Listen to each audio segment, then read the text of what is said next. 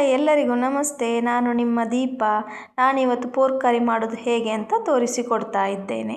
ಮೊದಲಿಗೆ stove on ಮಾಡಿ ಒಂದು ಪಾತ್ರೆ ಇಟ್ಟು ಪಾತ್ರೆ ಬಿಸಿಯಾದ ನಂತರ ನಾವು ಕ್ಲೀನಾಗಿ ತೊಳೆದಿಟ್ಟುಕೊಂಡಂಥ 1 kg ಪೋರ್ಕ್ ಮಾಂಸವನ್ನು ಬೇಯಲಿಕ್ಕೆ ಇಡಬೇಕು.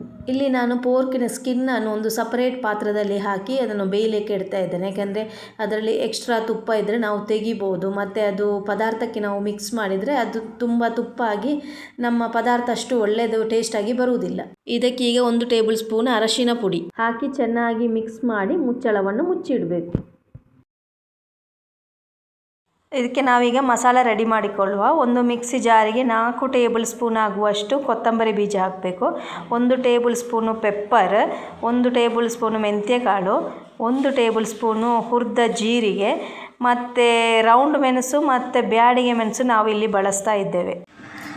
ಈಗ ಪೋರ್ಕ್ ನೋಡುವ ಬೆಂದಿದ ಅಂತ. ಸ್ವಲ್ಪ ಬೆಂದಿದೆ. ಈಗ ನಾವು ಇದಕ್ಕೆ 2 ಟೇಬಲ್ ಸ್ಪೂನು ಕಲ್ಲುಪ್ಪನ್ನು ಸೇರಿಸಿ ನಾವು ಮಿಕ್ಸ್ ಮಾಡ್ತಿದ್ದೇವೆ. ಹಾಗೆ ನಾವು ಸಪ್ರೇಟ್ ಬೇಯಿಸ್ಲಿಕ್ಕೆ ಇಟ್ಟುಕೊಂಡಂಥ ಸ್ಕಿನ್ನನ್ನು ಸಹ ನಾವೀಗ ಒಟ್ಟಿಗೆ ಸೇರಿಸಿ ಮತ್ತೆ ಸಹ ನಾವು ಬಾಯ್ಲ್ ಮಾಡಿಕೊಳ್ತಾ ಇದ್ದೇವೆ. ಚೆನ್ನಾಗಿ ಮಿಕ್ಸ್ ಮಾಡಿ, ಯಾಕೆಂದರೆ ಉಪ್ಪು ಹಾಕಿದ್ದು ಎಲ್ಲ ಮಾಂಸ ಪೀಸ್ಗಳಿಗೆ ಸಹ ಉಪ್ಪು ಎಳೆದುಕೊಳ್ಬೇಕು. ಮತ್ತು ಮುಚ್ಚಳವನ್ನು ಮುಚ್ಚಿ.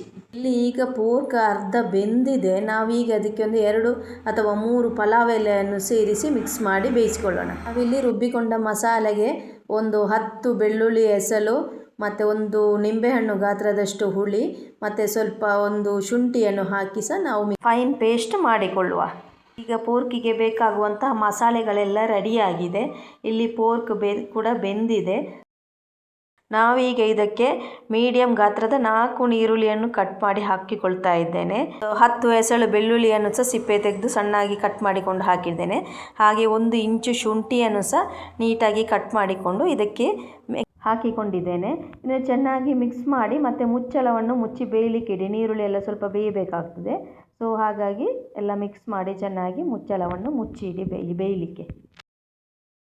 ಈಗ ಪೋರ್ಕ್ ಚೆನ್ನಾಗಿ ಬೆಂದಿದೆ. ನಾವು ಕಡ್ದಿಟ್ಟುಕೊಂಡಂತಹ ಮಸಾಲವನ್ನು ಸೇರಿಸಿ ಮಿಕ್ಸ್ ಮಾಡಿ, ಚೆನ್ನಾಗಿ ಮಿಕ್ಸ್ ಮಾಡಿ ಮತ್ತು ಉಪ್ಪಿನ ಹದವನ್ನೆಲ್ಲ ನೋಡಿಕೊಳ್ಳಿ. ಉಪ್ಪು ಬೇಕಾದರೆ ಸೇರಿಸಿಕೊಳ್ಬೋದು. ಈಗ ಪೋರ್ಕ್ ಕರಿ ಕಡುಬು ಜೊತೆ ಅನ್ನದ ಜೊತೆ ಎಲ್ಲ ತುಂಬ ಸೂಪರಾಗಿರ್ತದೆ.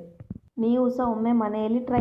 ಈಗ ಮಿಕ್ಸಿ ಜಾರಿಗೆ ಸ್ವಲ್ಪ ನೀರು ಹಾಕಿ ಅದನ್ನು ವಾಶ್ ಮಾಡಿ ಸ್ವಲ್ಪ ನೀರನ್ನು ಪದಾರ್ಥಕ್ಕೆ ಸೇರಿಸಿ ಒಳ್ಳೆ ಮಿಕ್ಸ್ ಮಾಡಿ, ಸ್ವಲ್ಪ ಅದರದ್ದು ಖಾರ ಎಲ್ಲ ಹಸಿ ವಾಸನೆ ಎಲ್ಲ ಹೋಗಬೇಕು.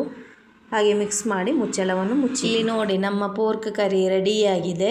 ಯಾರಿಗೆಲ್ಲ ಪೋರ್ಕ್ ತುಂಬ ಇಷ್ಟ ಅಂಥವರು ಕಮೆಂಟ್ ಮಾಡಿ. ನನಗಂತೂ ಪೋರ್ಕ್ ಕರಿ ತುಂಬಾ ಇಷ್ಟ.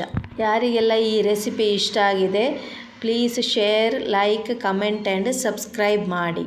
Thank you for watching.